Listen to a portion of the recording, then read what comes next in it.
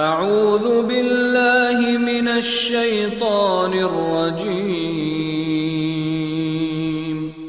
بسم اللہ الرحمن الرحیم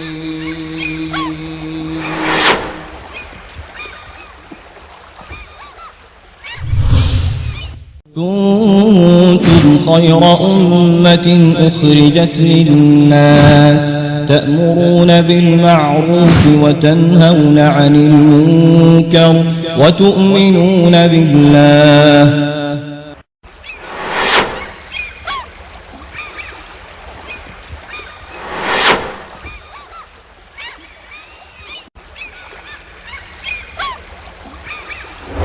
إن الله وملائكته يصلون على النبي يا أيها الذين آمنوا صلوا عليه وسلموا تسليما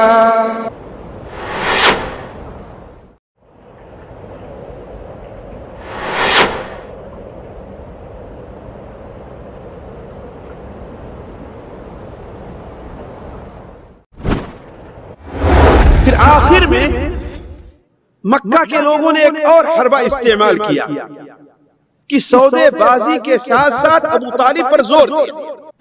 ابو طالب نے کہا کہ میرے پیارے بھتیجے صبر سے کام لو، تمہاری قوم کے لوگ تمہارے ساتھ جو معاہدہ کرنا چاہتے ہیں اس میں تم ان کے ساتھ کچھ سودا کر لو۔ آپ صلی اللہ علیہ وسلم نے کہا کہ چچا جان، اگر میرے دائیں ہاتھ میں سورج بھی لا کر کے رکھ اور میرے بائیں ہاتھ میں چاند بھی لا کر کے رکھ دیں پھر بھی میں اپنے اس کام سے رک نہیں سکتا۔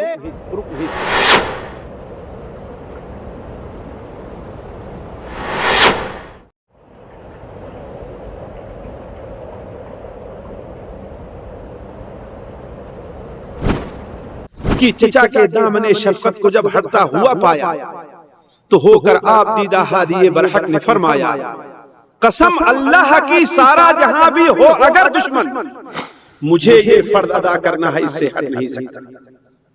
میرے ہاتھوں میں لا کر چاند سورج بھی اگر رکھ دے، میرے پیروں تلے روئے زمین کا مال و زر رکھ دے، خدا کے کام سے میں بعد ہرگز رہ نہیں سکتا۔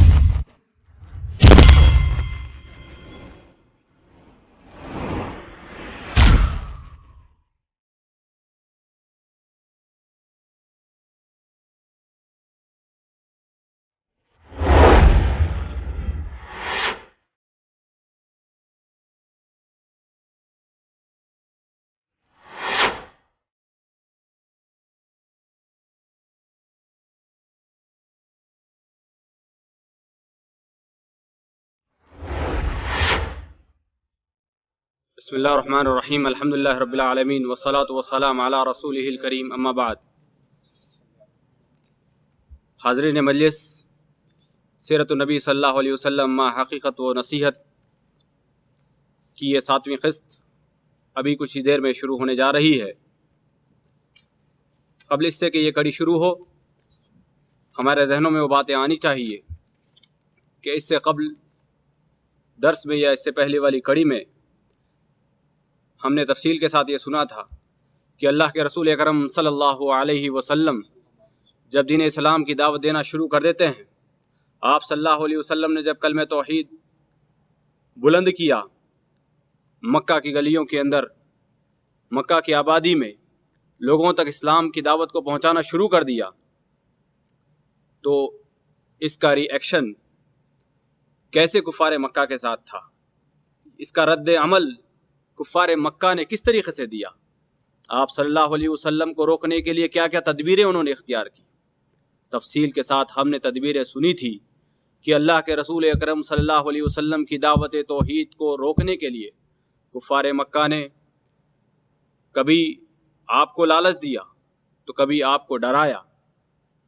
کفار مکہ کی ٹیم آپ کے دربار میں پہنچتی ہے، کہتی ہے کہ اے رسول اللہ صلی اللہ علیہ وسلم، اے محمد عربی، اگر آپ مال چاہتے ہیں تو مال آپ کو دینے کے لیے تیار ہیں، آپ کسی حسین و خوبصورت عورت سے شادی کرنا چاہتے ہیں، اعلیٰ عہدہ اور اعلیٰ منصب چاہتے ہیں، وہ بھی دینے کے لیے تیار ہیں، اگر آپ بیمار ہیں تو کہیں اچھی جگہ پر علاج کرانے کے لیے بھی ہم تیار ہیں۔ بہرحال کبھی اس حربے کو اختیار کیا گیا تو کبھی آپ کے چچا ابو طالب کے خدمت میں پہنچ کر وہاں پر سفارش کی گئی۔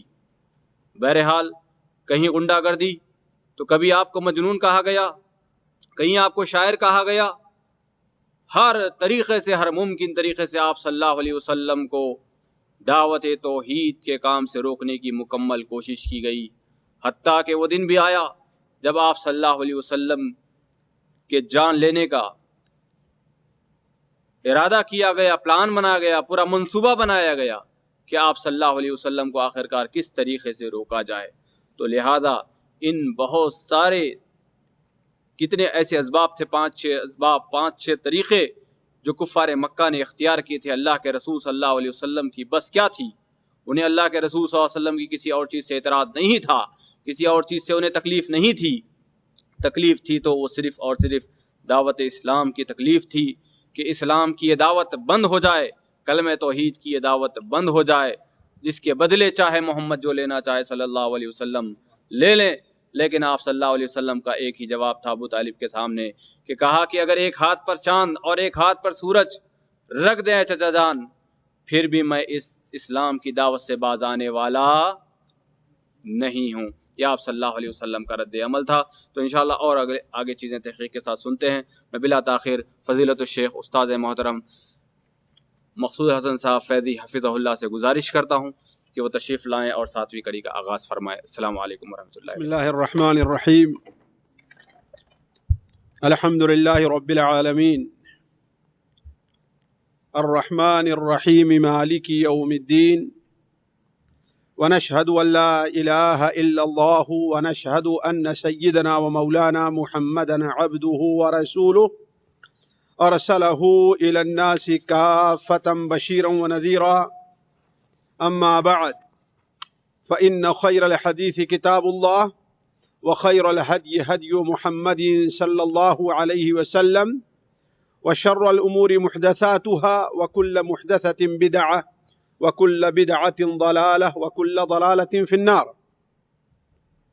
أعوذ بالله السميع العليم من الشيطان الرجيم، بسم الله الرحمن الرحيم، قل يا أيها الكافرون لا أعبد ما تعبدون ولا أنتم عابدون ما أعبد ولا أنا عابد ما عبدتم ولا أنتم عابدون ما أعبد لکم دینکم ولی دین۔ سبحانک لا علم لنا الا ما علمتنا انک انت العلیم الحکیم، رب اشرح لی صدری ویسر لی امری واحلل عقدۃ من لسانی یفقهوا قولی واحلل عقدۃ من لسانی یفقهوا قولی۔ عزیز ساتھیو، قابل احترام دینی بھائیوں، نبی کریم حضرت محمد مصطفیٰ فداہ ابی و امی صلی اللہ علیہ وسلم کے سلسلے سیرت کی یہ ایک کڑی ہے جس میں نبی کریم صلی اللہ علیہ وسلم کے مکی دور کا ایک اہم جز آپ کے سامنے رکھا جائے گا، جس میں ہمارے اور آپ کے لیے بہت سے دروس و عبر پوشیدہ ہیں۔ ہمیں اس طرف بھی توجہ دینی چاہیے کہ آخر ہمیں ان اسباق سے کیا سبق لینا ہے اور کیا درس لینا ہے۔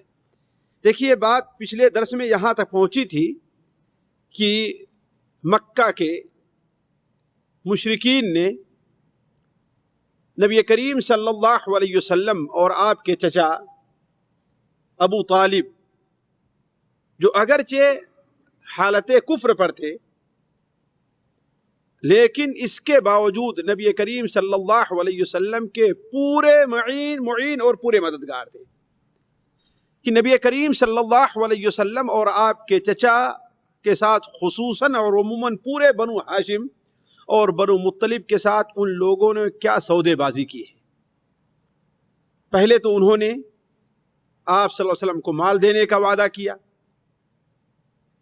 اس کے بعد آپ صلی اللہ علیہ وسلم سے یہ بھی کہا کہ آپ کو ہم مکے کا سردار بنا دیتے ہیں، آپ کے آگے اور پیچھے لوگ چلتے رہیں گے، اگر یہ نہیں تو ہم اور آپ یہ اتفاق کر لیتے ہیں کہ 1 سال یا کچھ دنوں تک آپ ہمارے معبودوں کی پوجا کریں، اور دوسرے سال یا دوسرے مرحلے میں ہم آپ کے رب کی پوجا کریں گے، جس پر یہ بات شاید پچھلے ہفتے رکھی گئی تھی کہ نبی کریم صلی اللہ علیہ وسلم خاموش رہے، لیکن اللہ تبارک و تعالی نے قرآن مجید کے اندر اس کا جواب بڑی سختی سے دیا کہ قل یا ایھا الکافرون لا اعبد ما تعبدون، اے کافرو جس کی تم عبادت کرتے ہو اس کی ہم عبادت نہیں کرتے، بلکہ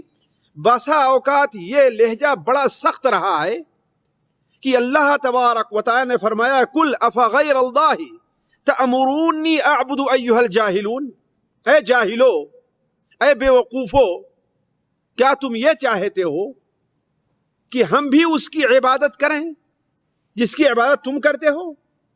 کیا ہم بھی غیر اللہ کی عبادت کریں؟ یہ ہم سے نہیں ہو سکتا۔ بعض روایات میں، جیسا کہ اب میرے ذہن میں نہیں ہے کہ پچھلے ہفتے یہ بات ہم نے رکھی تھی کہ نہیں، کہ انہوں نے مکہ کے ایک خوبصورت، بڑا ہی تندرست، صحت، شکل و صورت کے لحاظ سے بڑا ہی ایک اچھا نوجوان عمارہ ابن ولید کو لا کر کے پیش کیا کہ آپ اسے لے لیں اور اس کے بدلے محمد اللہم صلی اللہ علیہ وسلم کو ہمارے حوالے کر دیں کہ ہم ان کا صفایا کر کے ایک قصہ ہی تمام کر دیں۔ لیکن ابو طالب اس پر بھی راضی نہیں ہوئے۔ ذرا غور کرنے کی بات ہے کہ اس وقت ابو طالب کی عمر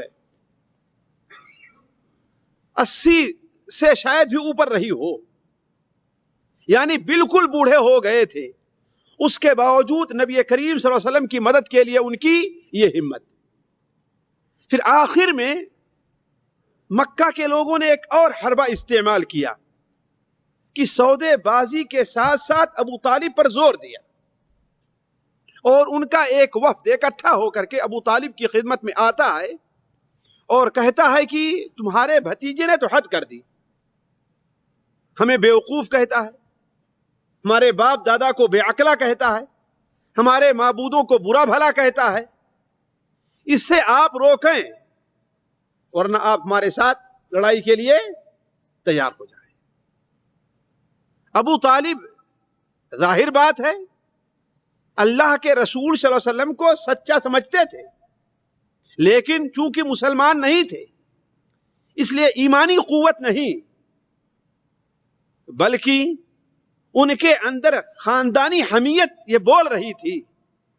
لیکن جب اتنا بڑا دباؤ بڑھا تو ان کے بھی پیر میں لغزش ہوئی۔ انہوں نے عقیل سے، حضرت ابو علی بن طالب کے بھائی عقیل سے کہا کہ جاؤ میرے بھتیجے کو بلا کر کے لے آؤ۔ اس وقت نبی کریم صلی اللہ علیہ وسلم کسی چھوٹے سے گھر میں یا چھوٹے سے خیمے میں آپ کہیں پناہ گزین تھے۔ یہ مستدرک حاکم کی روایت ہے، حضرت عقیل ہی کی زبانی ہے۔ وہ انہیں بلا کر کے لے آئے، سخت دھوپ تھی، بالکل ٹھیک دوپہر کا وقت تھا۔ ابو طالب نے کہا کہ جان عم، میرے پیارے بھتیجے، اب اس بوڑھے چچا کے کندھوں پر اتنا بوجھ نہ رکھو جس کو یہ اٹھا نہ سکے، صبر سے کام لو۔ تمہاری قوم کے لوگ تمہارے ساتھ جو معاہدہ کرنا چاہتے ہیں اس میں تم ان کے ساتھ کچھ سودا کر لو، یا کم سے کم اتنا تو ضرور ہو کہ ان کے خداؤں کو ان کے معبودوں کو برا بھلا کہنا. حالانکہ برا بھلا آپ گالیاں نہیں دیتے تھے. برا بھلا کہنا کیا تھا؟ صرف یہ تھا کہ آپ یہ کہتے تھے کہ یہ کسی چیز کے لائق نہیں ہے, یہ کسی چیز کے مالک نہیں ہے, یہ ذرے کے بھی مالک نہیں ہے, جنہیں تم اپنی قیمتی چیزوں کا خواہ گلے کی شکل میں ہے, مال کی شکل میں ہے, کسی بھی شکل میں ہے, جو ان کے در پہ لے جا کر کے نشاور کرتے ہو. یہ تو ایک ذرے, جیسا کہ اردو میں ایک بڑا مشہور محاورہ استعمال کرتے ہیں کہ پرے کاہ کے بھی مالک نہیں ہے, ذرے کے بھی مالک نہیں ہے. آخر تم ان کے سامنے اپنا سر کیوں جھکاتے ہو؟ صرف آپ کا یہ کہنا تھا, آپ گالی نہیں دیتے تھے. آپ صلی اللہ علیہ وسلم نے دیکھا کہ اب چچا کے پائے ثبات کے اندر لغزش آ رہی ہے. آپ صلی اللہ علیہ وسلم, چونکہ اللہ تبارک و تعالیٰ کا وعدہ تھا, آپ صلی اللہ علیہ وسلم نے کہا کہ چچا جان آپ اس سورج کو دیکھ رہے ہیں؟ کہا کہ ہاں.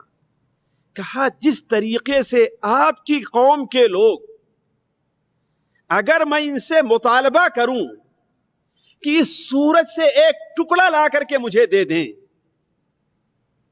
اس سورج سے ایک شعلہ لا کر کے میرے حوالے کر دیں, جیسا کہ وہ یہ نہیں کر سکتے, ویسے میں بھی اس دین کی دعوت سے باز نہیں آ سکتا.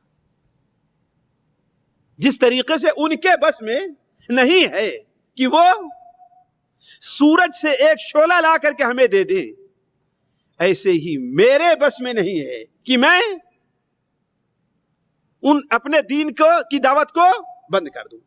بعض روایات میں ہے جس پر علماء نے کلام کیا ہے کہ انہوں نے کہا کہ اگر میرے دائیں ہاتھ میں سورج بھی لا کر کے رکھ دیں اور میرے بائیں ہاتھ میں چاند بھی لا کر کے رکھ دیں, پھر بھی میں اپنے اس کام سے رک نہیں سکتا. حفیظ جالندھری نے ان کی شاہنامہ کے اندر بعض چیزوں کا نقشہ بڑے عجیب انداز میں پیش کیا. اس کا بھی نقشہ حفیظ نے عجیب انداز میں پیش کیا کہ چچا کے دامن شفقت کو جب ہٹتا ہوا پایا تو ہو کر آپ دیدہ ہادی برحق نے فرمایا, قسم اللہ کی سارا جہاں بھی ہو اگر دشمن, یہ سب شیطان کے ساتھی بڑھے ہو کر بشر دشمن. جفا و ظلم کے آندھی چلے طوفان آ جائے, مٹانے کو میرے حامان اور شداد آ جائیں, کسی دھمکی کسی ڈر سے میرا دل گھٹ نہیں سکتا, مجھے یہ فرض ادا کرنا ہے, اس سے ہٹ نہیں سکتا. میرے ہاتھوں میں لا کر چاند سورج بھی اگر رکھ دیں, میرے پیروں تلے روئے زمیں کا مال و زر رکھ دیں, خدا کے کام سے میں باز ہرگز رہ نہیں سکتا. یہ بت جھوٹے ہیں, میں جھوٹوں کو سچا کہہ نہیں سکتا. میرا ایمان ہے, میں سچا ہوں تو بس میرے لیے میرا خدا بس ہے, کسی امداد کی حاجت نہیں, اس کی رضا بس ہے. میرا ایمان ہے ہر شے پہ قادر حق تعالی ہے, وہی آغاز کو انجام تک پہنچانے والا ہے. آپ صلی اللہ علیہ وسلم کا یہ عزم جب ابو طالب نے دیکھا تو کہا بیٹا جاؤ جو کچھ کرو تمہیں کرنا ہے, کوئی بھی تمہارا کوئی بال بیکا نہیں کر سکتا. جب قریش کی یہ حکمت بھی کام نہیں آئی تو آخر میں اب کیا کیا ان لوگوں نے, اپنی ساری قوت اور ساری طاقت کو صرف کر دیا کس چیز پر؟ مسلمانوں اور مسلمانوں کے رسول کو تنگ کرنے اور تکلیف دینے میں. نتیجہ کیا ہوا کہ سن 5 ہجری رجب کا مہینہ تھا کہ نبی کریم صلی اللہ علیہ وسلم صحابہ کی کوئی مدد نہیں کر سکتے تھے, تو آپ صلی اللہ علیہ وسلم نے اہل مکہ کے جو لوگ مسلمان ہوئے تھے ان میں سے کچھ لوگوں کو کہا کہ ایسا کرو کہ تم لوگ یہاں سے ہجرت کر کے چلے جاؤ, ملک حبش چلے جاؤ, جسے آج ایتھیوپیا اور ایریتریا کہا جاتا ہے. یہ علاقہ ہے جسے آج ایتھیوپیا اور ایریتریا کہا جاتا ہے, یہ علاقہ ہے. ہم نے سنا ہے کہ وہاں ایک بادشاہ ہے جہاں کسی پر ظلم نہیں ہوتا، جہاں کسی پر ظلم نہیں ہوتا، لہذا تم لوگ ہجرت کر کے وہاں پر چلے جاؤ۔ چنانچہ پوشیدہ طور پر چھپ کر کے نبی کریم صلی اللہ علیہ وسلم کے اس اجازت کے بعد 11 مرد اور 4 عورتیں، 11 مرد اور 4 عورتوں کا قافلہ مکہ مکرمہ سے شام کو نکلا، رات کو نکلا چھپ کر کے، اور جدہ جانے کے بجائے اس نے اور جنوب کا راستہ استعمال کیا۔ آج ایک جگہ ہے سمندر کے کنارے شعیبہ، اس جگہ اس وقت بھی وہاں ایک بندرگاہ کی حیثیت رکھتا تھا۔ آپ صلی اللہ علیہ وسلم کی اجازت سے صحابہ کرام وہاں پر پہنچے، اور وہاں پہنچنا تھا کہ اللہ کی حکمت دیکھیے، اللہ کی قدرت دیکھیے، 2 تجارتی اور سامانوں کا جہاز بالکل لینڈ کرنے کے لیے جانے کے لیے تیار تھا، سمندر میں جانے کے لیے۔ جب یہ مسافر 17 یا 18 کی شکل میں وہاں پر پہنچے تو بڑے سستے میں انہیں دونوں کشتیوں نے بیٹھا لیا، صرف نصف دینار کے اندر، نصف دینار میں انہیں بیٹھایا اور لے جا کر کے مسوع جو ایک جگہ ہے وہاں پر انہیں اتار دیا۔ مکہ کے لوگوں کو جب اس بات کا علم ہوا کہ عثمان تو دکھائی نہیں دے رہا ہے مکے میں، زبیر تو اب مکے میں ہے ہی نہیں، عثمان ابن مظعون تو دکھائی نہیں دے رہے، عبد الرحمن ابن عوف بھی نہیں ہے، عبداللہ ابن مسعود بھی نہیں دکھائی دے رہے، آخر معاملہ کیا ہے؟ مزید تحقیق کیا تو عثمان بھی نہیں، عثمان کی بیوی بھی نہیں ہے جو نبی کریم صلی اللہ علیہ وسلم کی بیٹی حضرت رقیہ تھی، اور ابو سلمہ بھی نہیں ہے، اور ان کی بیوی ام سلمہ بھی نہیں رضی اللہ عنہم اجمعین۔ یہ کیا ماجرا ہے؟ ان کو یہ خبر مل گئی کہ یہ لوگ یہاں سے ہجرت کر کے چلے گئے ہیں، لہذا ان کا پیچھا کرنا شروع کیا، پیچھا کیا، جدہ کی طرف گئے، یہاں کوئی نہیں آیا، اور شعیبہ کی طرف گئے تو معلوم ہوا کہ ہاں یہاں کچھ لوگ آئے تو تھے لیکن ہجرت کر کے چلے گئے۔ اس طریقے سے وہ لوگ کافروں کی پکڑ سے بچ کر کے نکل گئے۔ وہاں انہیں بڑا سکون ملا، بڑا آرام ملا، اور وہ ادھر بھی خبریں بھیجنے لگے کہ مزید اور بھی لوگ اگر آنا چاہتے ہیں، مزید لوگ اور آنا چاہتے ہیں تو ہجرت کر کے چلے آئیں۔ ساتھیوں، یہ رجب کا معاملہ ہے، لیکن رمضان میں مکہ مکرمہ میں ایک عجیب حادثہ پیش آیا، مکہ مکرمہ میں ایک عجیب حادثہ پیش آیا۔ ہوا یہ کہ سورہ والنجم نازل ہوئی، سورہ والنجم، والنجم اذا ہوا ما ضل صاحبكم وما غوا وما ينطق عن الهوى ان هو الا وحی یوحى۔ عجیب انداز ہے اس سورت کا، اس سورت کا جو بالغانہ انداز ہے اس کے ساتھ مکہ والوں کو ایک پھٹکار بھی ہے۔ ذرا اندازہ لگائیں آپ پڑھنے ہی سے، والنجم اذا ہوا ما ضل صاحبكم وما غوا وما ينطق عن الهوى ان هو الا وحی یوحى۔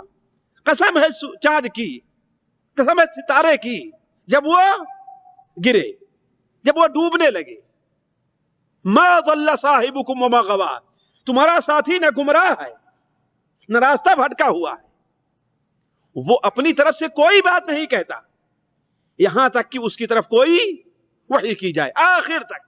اور آخر میں اللہ تبارک و تعالیٰ نے عجیب پھٹکار سنائی ہے انہیں، فَبِأَيِّ آلَاءِ رَبِّكَ تَتَمَارَىٰ، اللہ تعالیٰ کی کن کن آیتوں کے بارے میں تم شبہہ کرو گے؟ افمن ھذا الحدیث تعجبون، تم اس حدیث پر شبہہ کر رہے ہو، تعجب کر رہے ہو، وَتَضْحَكُونَ وَلَا تَبْكُونَ، تم ہنستے ہو تمہیں تو رونا چاہیے، وَأَنْتُمْ سَامِدُونَ، تم گانے کے اندر مشغول ہو، فَاسْجُدُوا لِلَّهِ وَاعْبُدُوا، جھکو اللہ تعالیٰ کے لیے سجدے میں۔ عجیب انداز اس سورت کا ہے، شروع سے آپ آخر تک، آکاش کے آپ لوگ ترجمہ سمجھتے اس کا اور پڑھتے جائیں آپ۔ تو اللہ کے رسول صلی اللہ علیہ وسلم پر جب یہ آیت نازل ہوئی رمضان کے مہینے میں، آپ صلی اللہ علیہ وسلم نے کیا کام کیا؟ مسجد حرام تشریف لے آئے اور سارے کے سارے بڑے بڑے مکہ کے جو چغادری اور بڑے بڑے وڈیرے تھے سارے کے سارے وہاں پر بیٹھے ہوئے. آپ صلی اللہ علیہ وسلم نے ان کے سامنے انہیں مخاطب کر کے یہ سورت پڑھنا شروع کر دیا. اللہ تعالیٰ کی عظمت، قرآن کی حقانیت، اللہ تبارک و تعالیٰ کی ربوبیت و الوہیت کے ساتھ ساتھ ان کے باطل معبودوں پر بھی چوٹ کی. اللہ کے رسول صلی اللہ علیہ وسلم نے افرأیتم اللات والعزى ومناة الثالثة الأخرى ألکم الذکر وله الأنثى تلك إذن قسمة ضیزى ان هي الا اسماء سمیتموها انتم وآباؤکم ما انزل اللہ بها من سلطان. عجیب انداز ہے.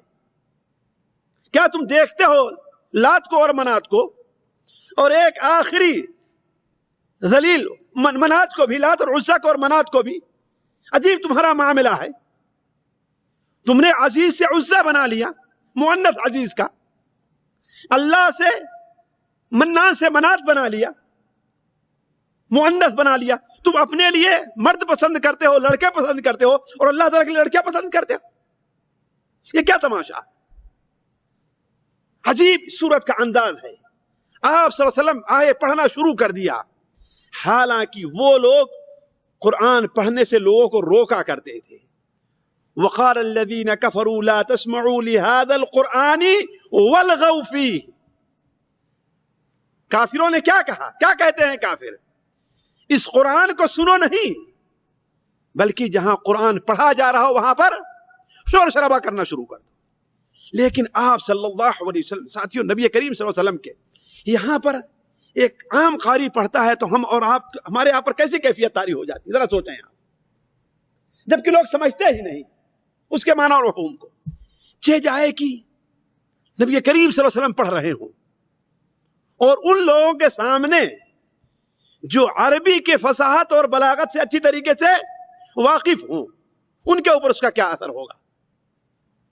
ایک سعودی بچے نے جاپان میں ایک فنکشن کے موقع پر قرآن مجید کی تلاوت کی تھی.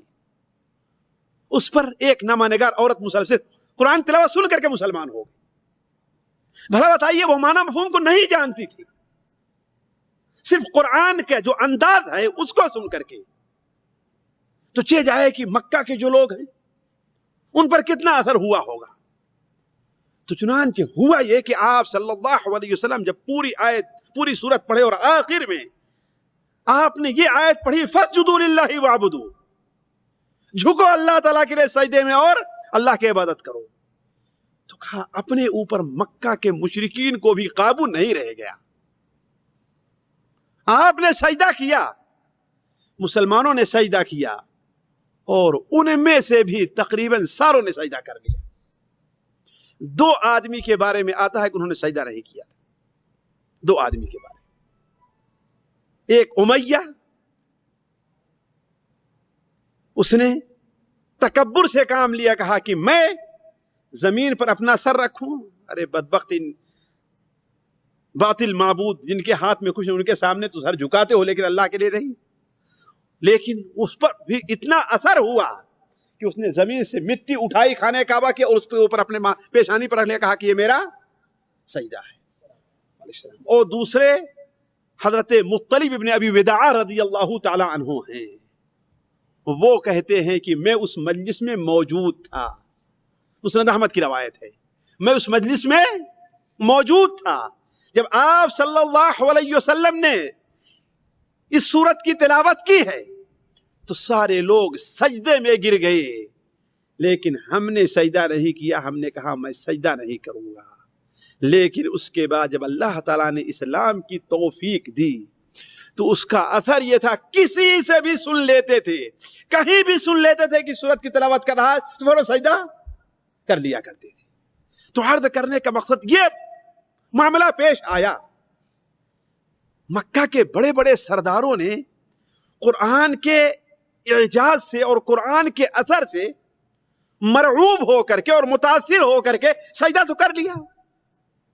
لیکن ظاہر بات ہے یہ ان کے مزاج، ان کی تعلیم اور ان کی تمام تر کوششوں کے بعد خلاف تھی. لہذا نتیجہ کیا ہوا؟ پروپیگنڈا شروع کر دیا. پروپیگنڈا شروع کر دیا. کیا پروپیگنڈا رہا؟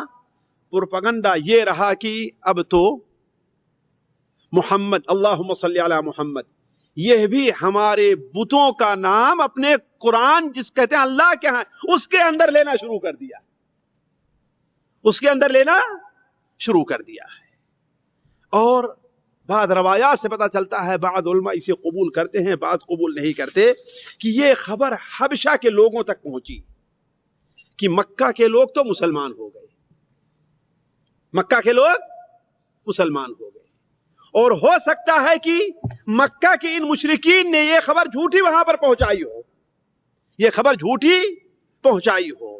لہذا ان میں سے کچھ لوگ جو ہجرت کر کے گئے تھے، ظاہر بات ساتھیوں، دوسرے شہر میں کس کو کہاں تک اچھا لگے گا؟ کس کو کہاں تک اچھا لگے گا دوسرے کے شہر میں جہاں پر کوئی اپنا نہیں ہے؟ لہذا لوگ واپس آ گئے. لیکن ابھی راستے ہی میں تھے کہ یہ خبر ملی کہ یہ اطلاع جو ہم تک پہنچی ہے یہ جھوٹ ہے. تو اس میں سے کچھ لوگ تو چھپ چھپا کر کے مکے میں داخل ہو گئے اور باقی لوگ واپس چلے گئے. یہ معاملہ ہونا تھا کہ، اور ادھر نبی کریم صلی اللہ علیہ وسلم کا یہ دیکھنا تھا کہ نجاشی نے مسلمانوں کے ساتھ اچھا سلوک کیا ہے. لہذا آپ صلی اللہ علیہ وسلم نے مزید مسلمانوں کو وہاں جانے کی اجازت دے دی. اس بار جسے دوسری ہجرت حبشہ کہا جاتا ہے، ہجرت حبشہ الثانیہ، دوسری ہجرت حبشہ کہا جاتا ہے، اس وقت مسلمانوں کی تعداد 100 کے قریب تھی.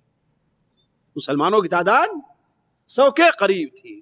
اور ان کے امیر حضرت جعفر بن ابی طالب، نبی کریم صلی اللہ علیہ وسلم کے جداد بھائی حضرت علی بن ابی طالب کے بڑے بھائی تھے. ان کے امیر وہ بن کر کے گئے.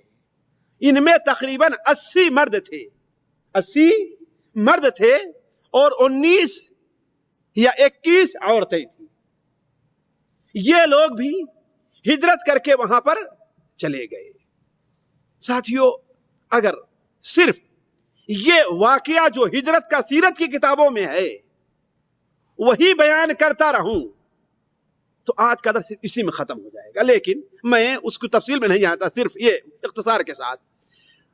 جب یہ مسلمان وہاں پر پہنچے اور وہاں امن و سکون پائے، اللہ کی عبادت کرنے کا انہیں موقع ملا، تو مکہ کے لوگوں کو حسد ہوا،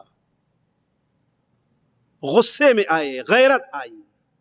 انہوں نے کیا کام کیا کہ مکہ سے 2 لوگوں کو تیار کیا. ایک وہ شخص جو عرب کے ان 4 لوگوں میں ہے جنہیں عرب کے بڑے ہوشیار اور چالاک اور داہیہ اور عقل مند کہا جاتا تھا. وہ ہیں حضرت عمرو بن عاص. ابھی تک مسلمان نہیں ہوئے تھے. عمرو بن عاص رضی اللہ تعالی عنہ، اور ان کے ساتھ دوسرا عمارہ ابن ولید، ان دونوں کو بھیجا.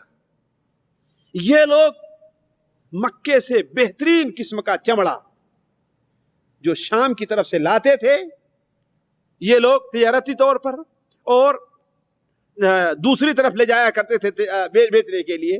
انہیں ایک خوب بڑا ہدیہ تیار کیا اور بڑی اچھے قسم کا، اور نجاشی کے پاس بھیجا ہدیہ کے طور پر کہ لے جاؤ، نجاشی سے کہو کہ ہمارے یہاں کچھ لوگ بیوقوف، ان پڑھ، جاہل لوگ ہیں جنہوں نے ہمارے دین کو چھوڑ دیا ہے. ہم نے ان کا محاسبہ کیا تو آپ کے یہاں بھاگ آئے ہیں اور آپ کے دین کو بھی قبول نہیں کیا. اس کا اثر یہ ہے کہ ہمارے یہاں گھر گھر کے اندر لڑائی چھڑی ہوئی ہے، باپ بیٹے سے جدا ہے، ماں اپنے بیٹے سے ناراض ہے، عجیب مسئلہ ہے، بھائی بھائی سے جدا ہے. ہم لوگوں نے انہیں روکنے کی بڑی کوشش کی لیکن وہ مانے نہیں.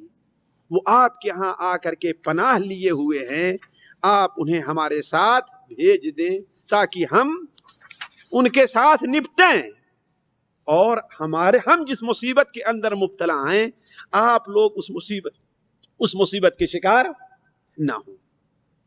نجاشی نے کہا کہ ٹھیک ہے، نجاشی نے کہا کہ ٹھیک ہے، انہیں بلایا جائے۔ حضرت جعفر بن ابی طالب نے کہا کہ آج میرے علاوہ کوئی دوسرا گفتگو نہیں کرے گا، بات میں صرف کروں گا۔ حضرت جعفر بن ابی طالب رضی اللہ تعالی عنہ نے نجاشی کے سامنے تقریر کی، ایک لمبی تقریر کی، جس میں اپنی یعنی مکہ کی جو حالت تھی کہ ہم بت پوجتے تھے، مردار کھاتے تھے، بھائی بھائی کو مار دیتا تھا، ایک دوسرے کے دشمن بنے ہوئے تھے، ہم عورتوں کی عزت، یتیموں بیواؤں کا حق کھا جایا کرتے تھے، نماز روزہ ہم کچھ نہیں جانتے تھے، جھوٹ بولنا سارا ہمارے یعنی ہر قسم کی برائیاں ہمارے اندر تھی۔ اسی درمیان ہم میں سے ایک ایسا شخص جس کی شرافت میں کوئی کلام نہیں ہے، جس کے اعلیٰ خاندان ہونے میں کوئی کلام نہیں ہے، وہ ہمیں آیا، ہمیں سچائی کی دعوت دیا، توحید کی دعوت دی، ہم نے اسے قبول کر لیا۔ بس اتنی سی بات ہے کہ ہماری قوم ہماری دشمن بن گئی ہے۔ جناب حضرت جعفر اٹھے تقریر کرنے کو، علی الاعلان دین اللہ کی تفسیر کرنے کو، کہا اے بادشاہ ہم لوگ کافر اور جاہل تھے، ہم اس دار مشقت میں نکمے اور کاہل تھے، بہت بدکار تھے، بت پوجتے، مردار کھاتے تھے، غریبوں کو، شریفوں کو، ضعیفوں کو ستاتے تھے، یتیموں پر، غلاموں لوڈیوں پر ظلم ڈھاتے تھے، پڑوسی زیر دستوں کو زبردستی سکھاتے تھے، زبردستی دکھاتے تھے۔ یہ حالت تھی برادر کا برادر جان لیوا تھا، گناہوں کا سمندر ناؤ کا شیطان کھیوا تھا۔ ایک لمبی تقریر کی، اس کے بعد کہا نبی شہرہ ہے ساری قوم میں جس کی امانت کا کوئی منکر نہیں، جس کی صداقت کا، دیانت کا، وہ آیا اور اس نے دعوت اسلام دی ہم کو، نکالا موت کے پنجے سے، بخشی زندگی ہم کو۔ ایک لمبی تقریر کی اور اس کے آخر میں کہا بس اتنی بات تھی جس پر ہوئے اہل وطن دشمن، ہمیں جی کھول کر دیتے رہے رنج و محن دشمن، ہمارا جرم یہ ہے بت پرستی چھوڑ دی ہم نے، ملی ہم کو اذیت اپنی بستی چھوڑ دی ہم نے، ہمیں مجبور کرتے ہیں کہ پھر گمراہ ہو جاؤ، یہاں حاضر ہیں ہمیں مجبور کرتے ہیں کہ پھر گمراہ ہو جائیں، یہاں حاضر ہیں ہم، اب آپ ہی انصاف فرمائیں۔ یہ سننا تھا کہ نجاشی نے کہا کہ تم لوگ سچ کہہ رہے ہو، یہ وہی بات ہے، یہ جو تعلیم ہے، اور موسیٰ علیہ السلام کی تعلیم کا ایک مصدر ہے، دنیا ایک چراغ کی ہیں، دونوں سوتے ایک چشمے سے پھوٹے ہیں، دونوں میں کوئی فرق نہیں ہے، لہذا تم جاؤ اور امن اور چمن سے رہو، کوئی تمہیں نقصان نہیں پہنچا سکتا۔ نتیجہ یہ ہے کہ مسلمان بہت خوش ہوئے اور خوشی خوشی نجاشی کے دربار سے واپس چلے آئے، لیکن رات میں عمرو بن عاص رضی اللہ عنہ کی ایک اور حکمت سوچی۔ بتایا نا کہ عرب کے عقل مندوں اور چالاکوں اور ہوشیار لوگوں میں ان کا شمار تھا۔ انہوں نے کہا کل میں بادشاہ سے ایک بات کہوں گا کہ بادشاہ بھی میری بات مان جائے گا۔ لوگوں نے کہا کیا ہے؟ کہا میں یہ کہوں گا کہ یہ دیکھیے کہ یہ تو پوچھئے کہ حضرت عیسیٰ کے بارے میں بڑی بری بات یہ لوگ کہتے ہیں، عیسیٰ علیہ السلام کے بارے میں بڑی بری بات یہ کہتے ہیں۔ ارے بڑی بری بات کیا ہے بھائی؟ بڑی بری بات کہتے ہیں کہ یہ عیسیٰ کو اللہ تعالیٰ کا بندہ اور اللہ کا رسول مانتے ہیں، اللہ کا بیٹا مانتے ہی نہیں۔ جیسے آج اگر کوئی کہہ دے بڑا ہمت والا ہے کہ حضرت شیخ عبد القادر جیلانی ایک ذرے کے مالک نہیں ہے، تو دیکھیں اس کی کیا حجامت بنے گی۔ جی ساتھیو، ہمارے بامبے میں چند بدماش یعنی گنڈے ڈاکوؤں کی بات ہے کہ 3-4 بالکل بامبے جہاں ہمارے بھائی قاری صاحب رہتے ہیں نا، ان کے بالکل قریب میں، یعنی 7 راستہ بڑی مشہور جگہ، وہاں پر 3-4 اپن ایسے کھڑے ہوئے تھے۔ ایک اس میں سے اہل حدیث خاندان تھا، اہل حدیث کیا تھا؟ گنڈا بدماش اہل حدیث کہاں ہوتا ہے؟ لیکن خاندانی طور پر کیا تھا وہ؟ اہل حدیث گنڈا بدماش نہیں ہوتا، لیکن خاندانی اعتبار سے تھا. اور 2-4 جو تھے وہ بابا اور ان کو ماننے والے تھے. تو بات ہوتی رہی کہ ہاں میں فلاں بابا کے پاس فلاں بابا. اس میں کہا کہ ابے تو پاگل ہے، گاڑی پہ ٹیک لگا کر کے پاگل ہے، بابا کے پاس کیا رکھا ہوا جو وہاں تو جاتا ہے؟ واللہ صرف اتنا کہنا تھا بس کہ اس کو پٹک کر کے اس کی زبان کاٹ لی. یہ بدماش داؤد ہے نا، اسی کے چیلوں میں سے کوئی چیلا تھا. وہ بھی تو پکا قبر پجاری ہے، وہ جس کے نام سن کر کے ہم لوگ بہت خوش ہوتے ہیں اور حکومت کچھ کہتی ہے تو ہم اس پر ناراض ہوتے ہیں. پکا قبر پرست ہے وہ. اور 1 نہیں 2 نہیں 10 مسجدوں کو چھین کر کے بت پرستوں اور قبر پرستوں کو اس نے دیا ہے بامبے کے اندر. کافر اس سے بہتر ہے شاید، ہے کہ نہیں؟ اسے ساتھیوں میں تھے. کیا صرف اس لیے بات تو زبان کاٹ لیا اس کی. ذرا آپ سوچیں تو جائے کہ حضرت عیسیٰ علیہ السلام اللہ کے نبی تھے، انہیں مسلمان اللہ کا بیٹا کے بجائے کیا کہہ دیں؟ اللہ کے بندے اور اللہ کے رسول ہیں، ایک مجبور انسان ہے. یہ کیسے برداشت ہو سکتا ہے؟ لہذا صبح کو کیا کام کیا کہ صبح کو جانے سے، بادشاہ کے دربار میں جانے سے پہلے جتنے بادشاہ کے بڑے بڑے درباری تھے ہر ایک کو ہدیہ لے جا کر کے پیش کیا، اور ہر ایک سے کہا کہ یہ جو آئے ہیں آپ ہماری تائید کیے گا بادشاہ کے پاس. کل تو بادشاہ نے ہماری بات سنی ہی نہیں، آج ہماری آپ تائید کیجئے گا بادشاہ کے پاس کہ یہ لوگ حضرت عیسیٰ علیہ السلام ہمارے بہت بری بات کہتے ہیں. سب کو ہدیہ دے کر کے انہوں نے خرید لیا، تحفہ دے کر کے. جب بادشاہ کے دربار میں حاضر ہوئے تو بادشاہ سے کہا کہ بادشاہ سلامت، ایک بات تو رہی گئی ہے، کل ہو نہیں پائی. کہا کیا؟ کہا کہ آپ کو معلوم ہے کہ حضرت عیسیٰ علیہ السلام کے بارے میں یہ کیا کہتے ہیں؟ کہا کیا کہتے ہیں؟ ارے کہا بڑی عظیم بات کہتے ہیں. یہ نہیں کہہ رہے ہیں، کیا کہہ رہے ہیں؟ بڑی عظیم بات کہتے ہیں. کہا وہ کون سی بات ہے؟ بلاؤ ان کو، بلاؤ ان کو. حضرت ام سلمہ اس حدیث کی روایت کرنے والی ہیں، کہتی ہیں کہ ہم لوگوں کو جتنی الجھن اور پریشانی اس وقت پیش آئی تھی، کسی اور بات پر ہمیں الجھن اور پریشانی نہیں پیش آئی. بہت پریشان ہوئے، بڑی الجھن میں ہوئے. عجیب، کیا کیا جائے، کیا کہو گے؟ حضرت جعفر نے کہا کہ بھائی میں تو ان کے بارے میں وہی کہوں گا جو اللہ تعالیٰ نے فرمایا ہے اور جو اللہ تعالیٰ کے رسول نے ہمیں سکھلایا، اس سے آگے میں نہیں.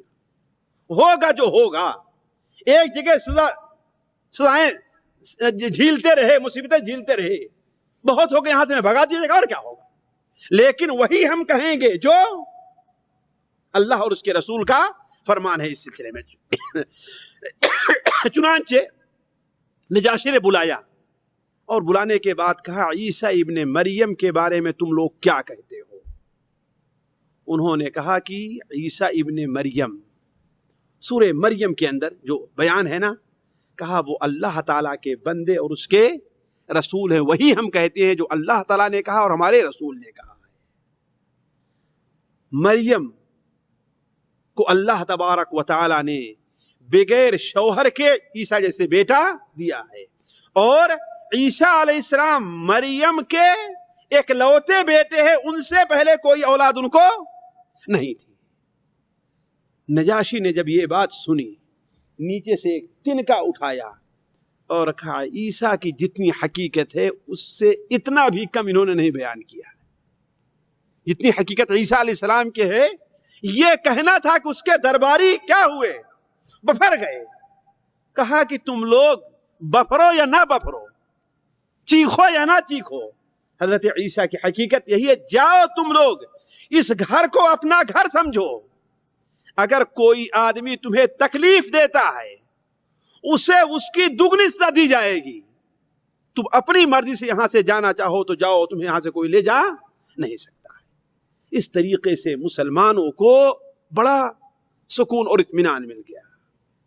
اللہ تبارک و تعالیٰ کا کرنا یہ کہ اس کے فوراً بعد 2 حادثات ایسے مکہ میں پیش آئے جس نے کفار مکہ کو مزید تنگ کر دیا. پہلا حادثہ کیا تھا؟ حضرت حمزہ ابن عبد المطلب، نبی کریم صلی اللہ علیہ وسلم کے سگے چچا، اور آپ کے دوسرا رشتہ کیا تھا آپ سے ان کا؟ بات شروع میں جہاں پر آپ صلی اللہ علیہ وسلم کی رضاعت کا بیان ہوا تھا، ہم نے بیان کر دیا تھا جی، کیا تھے؟ رضاعی بھائی تھے، آپ کے دودھ پیتے بھائی بھی تھے۔ حضرت حمزہ رضی اللہ تعالیٰ عنہ تھے پہلوان، بہادر، لڑائی میں ماہر، سب کچھ تھا، لیکن بسا اوقات ہوتا ہے کہ دنیا داری سے ان کا کوئی تعلق، کون امیر بن رہا ہے، کون بادشاہ بن رہا ہے، کون کیا کر رہا ہے، اسے کوئی تعلق نہیں تھا۔ ان کا صرف ایک کام تھا کہ صبح کو نکلتے اور چلے جاتے مکہ مکرمہ سے باہر، حدود حرم سے باہر نکل جاتے اور شکار کرتے۔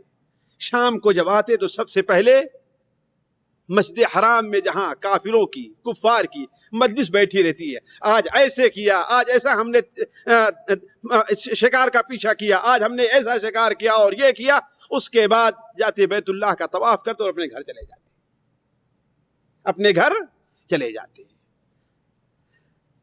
طبرانی کے اندر ہے کہ ایک دن وہ اپنے شکار سے واپس آ رہے تھے، اور یہ تقریباً 6 نبوی کا واقعہ ہے، اور 5 میں آخر رجب اور رمضان میں کیا ہے؟ مسلمانوں کی پہلی ہجرت حبشہ مسلمانوں نے کی تھی۔ 6 نبوی کا واقعہ عام طور مؤرخین نے لکھا ہے کہ ایک دن آئے اور ابھی صفا پہاڑی کے پاس تھے کہ عبداللہ ابن جدعان کی ایک لونڈی نے کہا، ابو عمارہ تم لوگوں کی غیرت مر گئی ہے۔ کہا کیا ہوا؟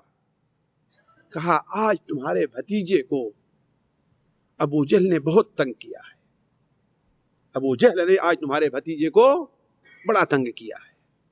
کہا وہ کیا؟ کہا گالیاں دی ہیں، برا بھلا کہا ہے، مارنے کے لیے بھی دوڑا ہے، مارنے کی بھی دھمکی دی ہے۔ کہا کہ کسی نے اور دیکھا تو نہیں؟ کہا کیوں نہیں، بہت سے لوگوں نے دیکھا۔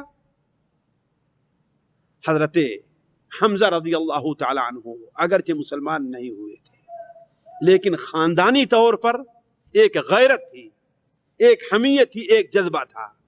وہیں سے سیدھے مسجد حرام میں آتے ہیں اور پہلے تو موقف کا اور ماحول کا اندازہ لگایا، کھڑے ہو کر کہتے ہیں آج ہم نے فلاں شکار کا ایسے پیچھا کیا، ایسے کیا، یہ کرتے کرتے کہتے بالکل ابو جہل کے قریب پہنچ گئے اور اپنی کمان اٹھا کر کے زور سے اس کے کندھے کے بغل مارا اور دوسرا اٹھا کر کے اس کے چہرے پر مارا۔ کہا کہ بدبخت تم نے کیا یہ سمجھ رکھا ہے کہ محمد اکیلے ہیں؟ آج سے میں بھی ان کا ساتھی ہوں، آج سے میں بھی ان کا ساتھی ہوں، میں بھی اس بات کا اقرار کرتا ہوں کہ وہ اللہ کے رسول ہیں۔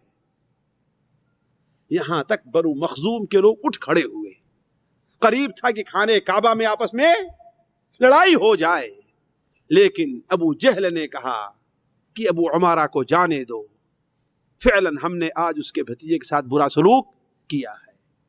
یہ کہہ کر کہتے حمزہ واپس سیدھے گھر آتے ہیں تو دل کے اندر عجیب الجھن ہے، جذبات میں آ کے کہہ تو دیا کہ میں مسلمان ہو رہا ہوں، لیکن بھائی ابو طالب مسلمان نہیں ہے، فلاں مسلمان نہیں، فلاں عباس مسلمان نہیں ہے، کوئی بھی مسلمان نہیں ہے، میں کیسے مسلمان ہو جاؤں؟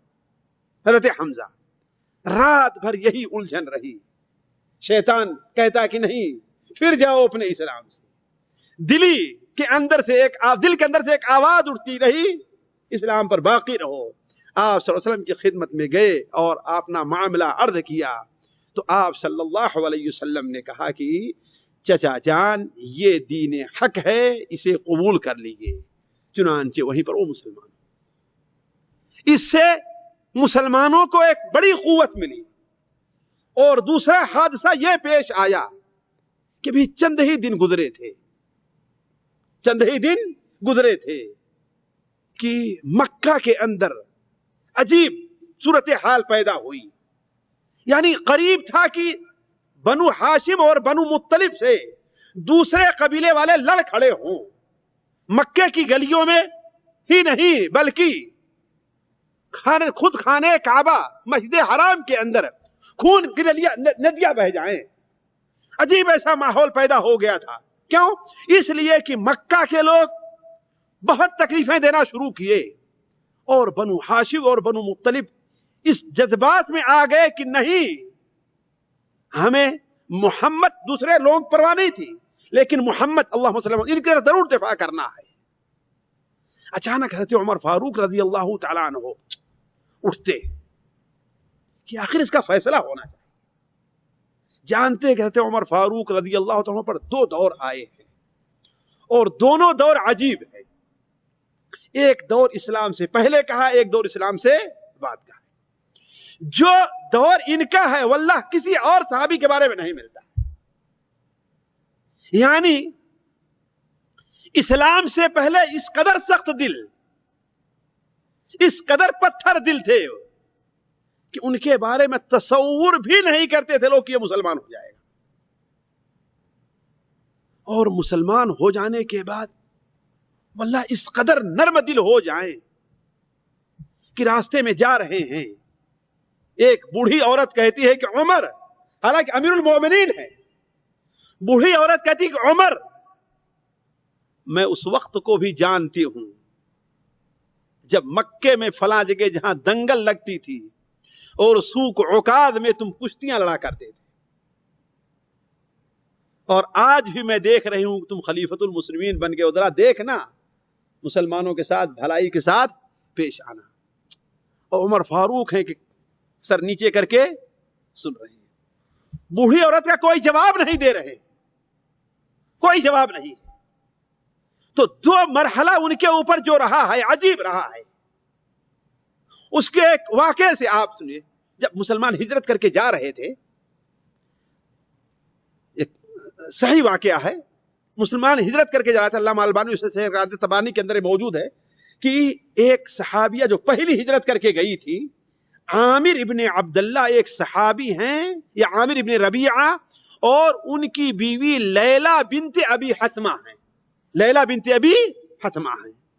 وہ بیان کرتی ہیں کہ جب میں سواری کے لیے، ہجرت کے لیے تیار تھی، مکہ سے باہر جا چکی تھی، تو یاد آئی، میرے ساتھ میرا بیٹا تھا اور ہم ایک اونٹ پر بیٹھے تھے، یاد آتا ہے کہ فلاں چیز تو بھول گئی ہے، فلاں چیز، لہذا میرے شوہر نے مجھے یہیں پر روک دیا اور جا کر کے سامان لے آنے گئے۔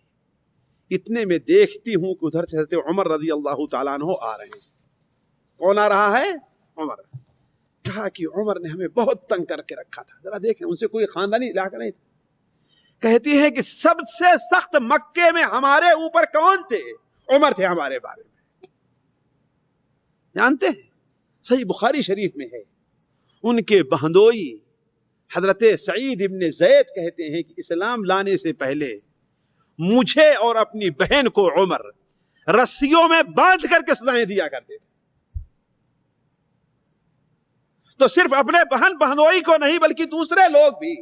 تو یہ ام عبداللہ لیلہ بنت ابی حتمہ کہتی ہے کہ عمر سے بڑی تکلیفیں ہم کو پہنچا کرتی تھی، لیکن کتنا بھی سخت دل ہو ساتھیو، اللہ تعالیٰ نے اس کے دل کے کسی گوشے میں رحم کا پہلو ضرور رکھا ہے، رحم کا مادہ ضرور رکھا ہے۔ کہا کہ میرے پاس آتے ہیں، اولا تو ایک ڈر لگی، دوسرے کہا اب تو ہم یہاں سے جا رہے ہیں، کرے گا کیا عمر، کرے گا کیا عمر؟ ہم سے کہتے ہیں کہ ام عبداللہ کہاں جا رہی ہو؟ تو غصے میں آئی اور کہتی دائبہ جو جلا بھنا رہتا ہے وہ جلی کٹی سناتا بھی ہے۔ کہتا ہے کیا کروں؟ کہتی ہے کیا کروں؟ نہ ہمیں یہاں سکون سے رہنے دیتے ہو، نہ اللہ کا نام لینے دیتے ہو۔ میں چلی جا رہی ہوں اللہ تعالیٰ کسی زمین میں جہاں اللہ تعالیٰ ہمیں اللہ تعالیٰ کی بات کرنے کا موقع ملے گا، ہمیں اللہ کا نام لینے کا ملے گا۔ حضرت عمر نے اپنا سر نیچے کر لیا، کہا کہ ام عبداللہ صحبکم اللہ، اللہ تمہارے ساتھ ہو۔ کہا یہ پہلی بار دیکھا تھا ہم نے کہ عمر کے اندر کسی قسم کی نرمی تھی۔ یہ کہہ کر کے عمر چلے گئے۔ اتنے میں ہمارے شوہر عامر جب آتے ہیں تو ہم نے کہا ابو عبداللہ کاش کہ آج آپ نے دیکھا ہوتا۔ کہا کیا دیکھا ہوتا؟ یہ بتانے کے لیے کہ حضرت عمر کی سختی دیکھیے، لوگ ان کے بارے میں کیا تصور رکھتے تھے۔ کہا کیا دیکھا ہوتا؟ کہا کہ ایسا ایسا معاملہ ہے، عمر کے دل کو اتنا نرم ہم نے کبھی نہیں دیکھا تھا۔ تو کہا کیا تو سمجھتی ہے کہ عمر مسلمان ہو جائے گا؟ تو کیا سمجھتی ہے کہ عمر مسلمان ہو جائے گا؟ خطاب کا گدھا تو مسلمان ہو سکتا ہے لیکن عمر مسلمان نہیں ہوگا. یعنی یہ سختی تھی ان کی. خطاب کا گدھا تو مسلمان ہو سکتا ہے لیکن عمر مسلمان نہیں ہوگا. لیکن اللہ تبارک و تعالی جس کے اندر خیر رکھتا ہے اسے دین کی توفیق دیتا ہے. اور نباذ عالم حکیم امت نبی کریم حضرت محمد مصطفیٰ صلی اللہ علیہ وسلم نے یہ سمجھا کہ یہ شخص اسلام اور مسلمانوں کے لیے خیر خواہ بن سکتا ہے. لہذا آپ صلی اللہ علیہ وسلم نے پہلے تو یہ دعا کی کہ اے اللہ تبارک و تعالی دونوں عمر میں سے جو آپ کے نزدیک زیادہ محبوب ہو اسے آپ اسلام کی توفیق دیجیے تاکہ اسلام کو اس سے قوت ملے. عامر بن ہشام یعنی ابو جہل اور عمر بن خطاب یعنی ابو حفص آپ صلی اللہ علیہ وسلم نے یہ دعا کی. پھر اس کے بعد اللہ تعالی نے تلقین کی آپ کو کہ نہیں صرف ایک کے لیے دعا کیجیے. علامہ البانی رحمہ اللہ اپنی کتاب الصحیحہ کے اندر اگر مجھ سے نمبر بھول نہیں رہا ہے تو 3222 یا 3226 نمبر حدیث کے اندر نقل کرتے ہیں کہ آپ صلی اللہ علیہ وسلم نے دعا کی اے اللہ تعالیٰ خصوصی طور پر عمر کے ذریعے اسلام کو قوت عطا فرما. عمر کو اسلام کی توفیق عطا کر کے اے اللہ تبارک و تعالیٰ تو اسلام کو قوت عطا فرما. چنانچہ ایک دن حضرت عمر رضی اللہ تعالی عنہ بڑے غصے میں اٹھتے ہیں اور کہتے ہیں کہ آج مکے کے اندر جو فساد پھیلانے والا شخص اس کا معاملہ ہی تمام کر دیتے ہیں. چنانچہ راستے میں انہیں ایک اور آدمی ملا. کہا کہاں جا رہے ہیں؟ کہا کہ یہی جس نے مکے میں فتنہ فساد مچا رہا ہے نعوذ باللہ اس کا فیصلہ کرنے کے لیے. اس نے کہا تمہیں اپنے گھر کی بھی کچھ خبر ہے؟ حالانکہ معلوم تھا گھر خبر تھی لیکن کیا ہے ان کا رخ کی طرف دوسری طرف بدلنا چاہتا تھا. خبر ہے؟ کہا کیا؟ کہا کہ تمہارے بہن بہنوئی. کہا چلو پھر انہی کا معاملہ پہلے تمام کرتے. آئے اور گھر میں دستک دیا تو معلوم ہوا کہ اندر سے قرآن پڑھنے کی آواز آ رہی ہے. کیونکہ پہلے بھی سزا دیا کہ معلوم تھا کہ مسلمان باندھ کے رکھا کرتے تھے. لیکن اللہ کے رسول صلی اللہ علیہ وسلم نے ان کے پاس کسی قرآن پڑھانے والے کو بھیجا. دروازے پہ دستک ہوئی. بہن نے دروازہ کھولا. حضرت خباب بن ارد تھے جا کر کے چھپ جاتے ہیں اور کچھ بولنا نہیں ہے بس بہنوئی کو پہلے پیٹنا شروع کیا. اٹھا کے پٹک کر سینے پر چڑھ لیے اور ان کی خبر لینے لگے. اتنے میں بہن آگے پہنچتی ہے تو بہن کو زور کا ایک چماٹا مارا اس کے منہ کہ اس کے منہ سے خون کا فوارہ نکل گیا. بہن کو بھی غصہ آ گیا. کہا کہ عمر آخر کرو گے کیا کرو گے؟ یہی کرو گے نا؟ قتل کر دو نا. اس کے علاوہ کیا کر سکتے ہو؟ اور کچھ کرو گے؟ جو کچھ کرنا ہے تمہیں کر جاؤ لیکن یہ جان لو کہ اسلام کی نعمت جو ہم کو مل گئی اس سے ہم ہٹ نہیں سکتے. بہن بہنوئی کو آخر عمر نے اس قدر مارا کہ زخموں سے نکل کر خون کی بہنے لگی دھارا. آخر بہن نے کیا کہا کہ شکنجوں میں کسے یا بوٹیاں کتوں سے نچوا لے, جو کچھ کرنا ہے کرو, مگر ہم اپنے دین حق سے ہرگز پھر نہیں سکتے. بلندی معرفت کی مل گئی ہے, گر نہیں سکتے. یہ بہن کا سخت جواب تھا. کہتے عمر نے کہا کہ آخر کیا معاملہ ہے, کیا پڑھ رہی تھی؟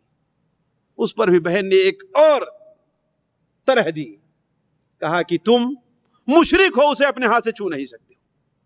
کہا کہ یہ کون سی بڑی چیز ہے. چنانچہ قرآن پڑھے اور اس کے بعد نبی کریم صلی اللہ علیہ وسلم ان دنوں دار ارقم میں تھے, جیسا کہ ابھی تھوڑا دیر بیان کروں گا.